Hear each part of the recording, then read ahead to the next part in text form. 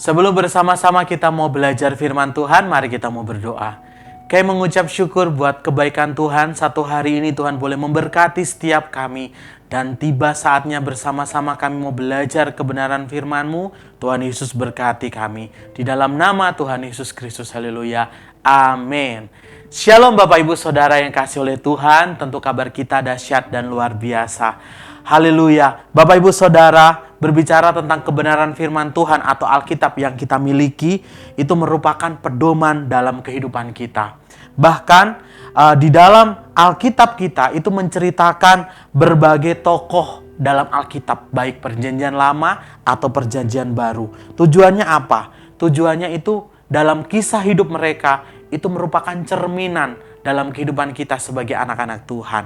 Kemudian dalam kisah yang ditulis dalam Alkitab, tentunya semua tokoh yang diceritakan perjalanan hidupnya itu ada yang happy ending, ada yang kisah hidupnya sangat tragis.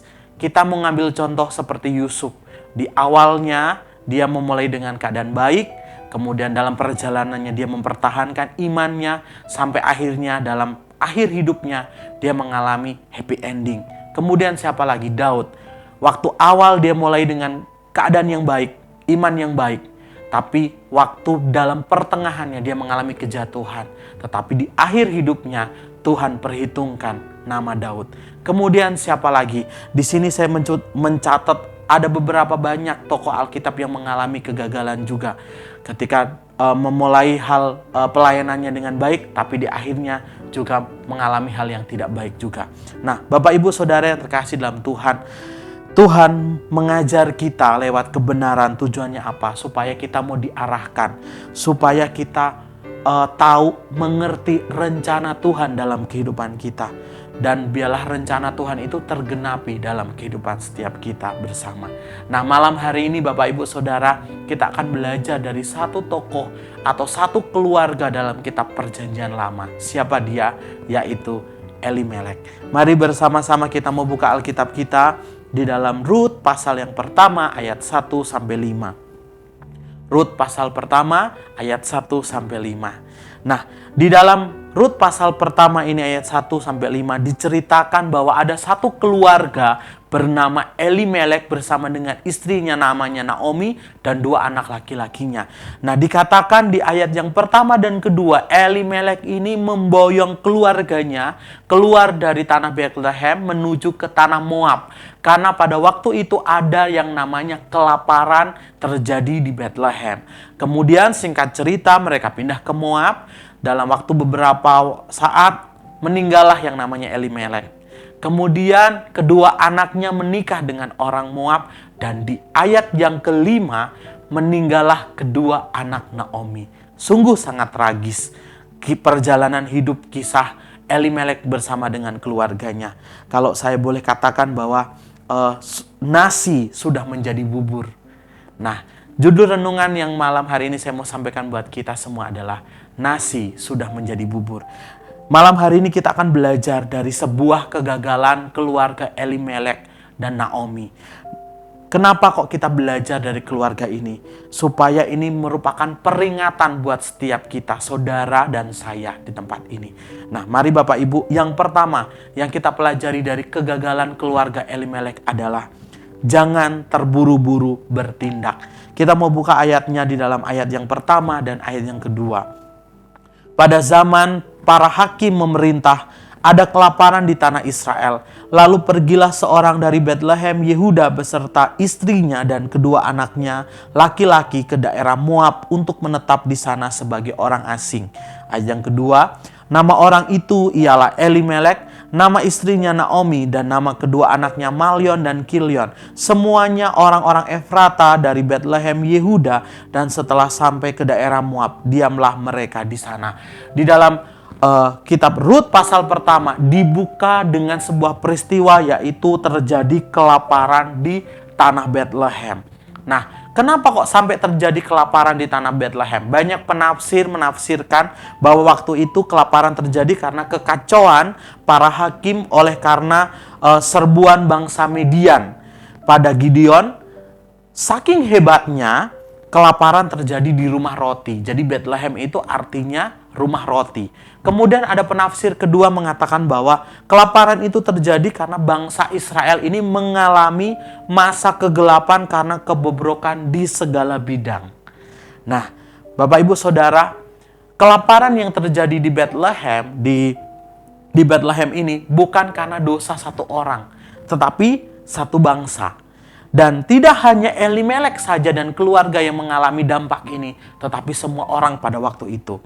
Tapi diceritakan di ayat 1 dan 2, Elimelek ini memboyong keluarganya ini untuk pindah tempat dari Bethlehem ke tanah Moab.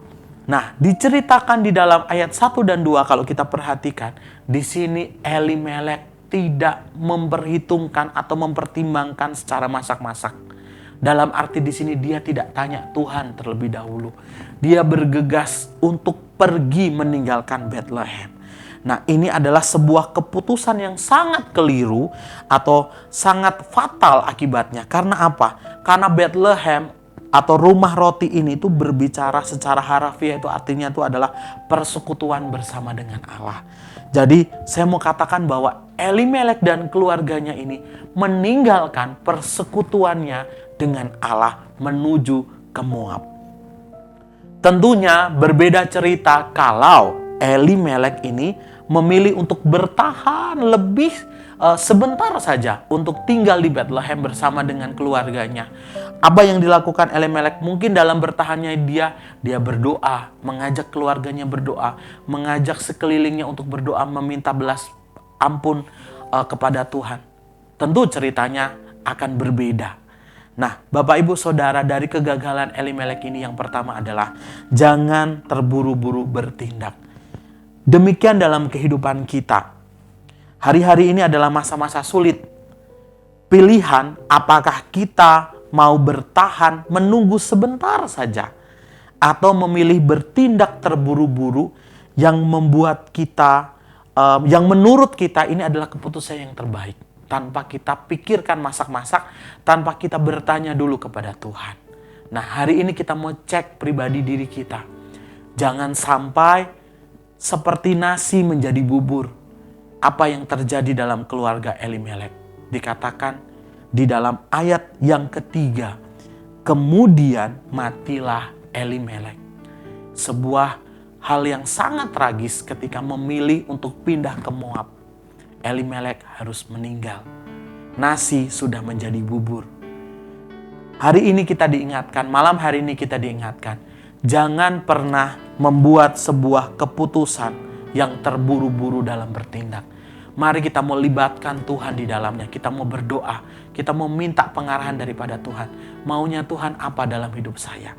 Kemudian yang kedua, kegagalan keluarga Elimelek yang kedua adalah mengabaikan perintah Tuhan. Di dalam ayat yang keempat, keduanya mengambil perempuan Moab, yang pertama bernama Orpa dan yang kedua bernama Rut, dan mereka diam di situ kira-kira 10 tahun lamanya. Yang kedua adalah, kegagalan yang kedua adalah mengabaikan perintah Tuhan. Di sini dicatat di dalam ayat yang keempat, dua anaknya Naomi mengambil perempuan Moab. Kenapa sih Tuhan tidak memperbolehkan orang Israel mengambil orang Moab untuk menjadi istri atau menjadi keluarga dalam kehidupannya? Kenapa? Karena di sini saya mencatat bahwa Moab itu adalah keturunan Lot dari hubungan terlarang Lot dengan anak kandungnya. Itu di dalam Kejadian 19 ayat 37. Kemudian Moab dalam kisahnya itu banyak menindas bangsa Israel. Di dalam Bilangan 22 sampai 25 di sana itu Moab itu menjadi musuh bebuyutan orang Israel. Bahkan Bapak Ibu Saudara, pada zaman hakim-hakim yang namanya Eglon, Raja Moab itu menyerbu Israel dan memperbudak orang Israel selama 18 tahun. Bahkan di dalam Ulangan 23 ayat 3 sampai 6, Tuhan itu sudah memperingatkan kepada bangsa Israel, umatnya, untuk tidak menjalin hubungan dengan orang-orang Moab. Tapi apakah yang dilakukan oleh anak-anak dari Naomi? Dia mengambil istri. Lalu apa yang terjadi dalam kehidupan mereka? Dikatakan di ayat yang kelima, lalu matilah juga keduanya, yakni Mahlon dan Kilion. Wow, sebuah keputusan, sebuah hal yang mengabaikan perintah Tuhan berakibat fatal. Nasi sudah menjadi bubur. Lalu apa yang terjadi selanjutnya dalam kehidupan Naomi? Nah, di sini dalam tanah perantauan Moab, waktu mereka datang, mereka berharap kehidupannya semakin lebih baik, tapi kenyataannya Naomi ditinggal mati oleh suaminya, ditinggal mati oleh kedua anaknya, bahkan harta bendanya tidak ada. Akan tetapi Bapak Ibu, dalam kehidupan kita secara pribadi, dalam perjalanan hidup kita, apakah kita tetap hidup pada pedoman firman Tuhan? Atau kita memilih hidup menurut keinginan daging kita?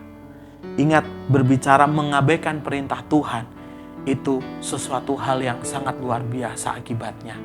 Kita diajar oleh Bapak Gembala setiap hari Minggu. Kita belajar membaca firman Tuhan setiap hari. Itu merupakan pedoman, itu merupakan perintah-perintah Tuhan yang ada, yang kita percayai. Apakah kita mengabaikan itu semua? Kalau hari ini kita hidup mengabaikan perintah Tuhan, waktunya untuk kita stop, untuk kita tidak tinggal atau hidup dalam keinginan daging kita. Nah, Bapak Ibu Saudara yang terkasih dalam Tuhan, dalam perjalanan kehidupan Elimelek adalah cerminan dalam kehidupan kita hari-hari ini. Terus, bagaimana kisah Naomi selanjutnya? Di sini dikatakan di ayat yang ke-6, Naomi pulang ke Bethlehem. Naomi tahu saatnya dia harus kembali pulang, dan di pasal-pasal selanjutnya rencana Allah yang indah dinyatakan dalam hidup Naomi. Jadi Bapak Ibu Saudara, mungkin hari-hari ini kita pada situasi yang sama yang dialami oleh Naomi. Kita mengambil keputusan yang salah, kita terburu-buru, tergesa-gesa, menurut kita baik kita lakukan. Bahkan kita melanggar atau mengabaikan perintah Tuhan. Sampai akhirnya kita di suatu titik yang benar-benar, kok saya hidup di dalam dosa ya? Kok saya hidup seperti ini ya? Ingat, Naomi kembali ke Bethlehem. Belum terlambat untuk kita bertobat, untuk kita kembali kepada Tuhan. Nasi sudah menjadi bubur. Tapi ingat, Naomi meskipun nasibnya nasi sudah menjadi bubur dalam kehidupan Naomi, tapi dia menyerahkan hidupnya kepada Tuhan kembali. Demikian dalam kehidupan kita Bapak Ibu. Meskipun kehidupan kita seperti dikatakan nasi sudah menjadi bubur. Kalau bubur ini diberikan kepada tukang nasi goreng, tentunya bubur ini akan dibuang. Benar ya Bapak Ibu ya? Tapi kalau bubur ini diberikan kepada tukang bubur yang profesional, tukang bubur itu akan menambahkan yang namanya cakwe, kemudian ayam, ke dalam semangkuk bubur ini, kemudian ditambah kerupuk, kecap manis, dan lain sebagainya. Dan bubur ini bisa dinikmati. Dalam kehidupan kita Bapak Ibu, meskipun hari-hari ini kita jauh daripada Tuhan, kita sudah melakukan banyak sekali dosa. Ingat, kembali, ayo kembali kepada Tuhan. Tidak, belum ada kata terlambat untuk kita kembali kepada Tuhan. Rencana Tuhan yang baik akan Tuhan nyatakan dalam hidup kita. Amin. Mari kita mau berdoa. Terima kasih buat pengajaran pada malam hari ini. Bagaimana kami boleh bercermin dalam kehidupan Elimelek Tuhan. Kami mau kembali kepada Engkau. Ampuni setiap dosa dan kesalahan kami. Ketika kami sudah meninggalkan persekutuan. Ketika kami sudah mengandalkan kekuatan kami Tuhan. Ampuni setiap kami. Kami mau kembali kepada Engkau Tuhan. Dan rencana yang indah Tuhan boleh nyatakan dalam kehidupan kami. Berkati umat-Mu dimanapun mereka boleh mendengarkan sharing pada malam hari ini. Di dalam nama Tuhan Yesus, haleluya. Amin. Tuhan Yesus memberkati.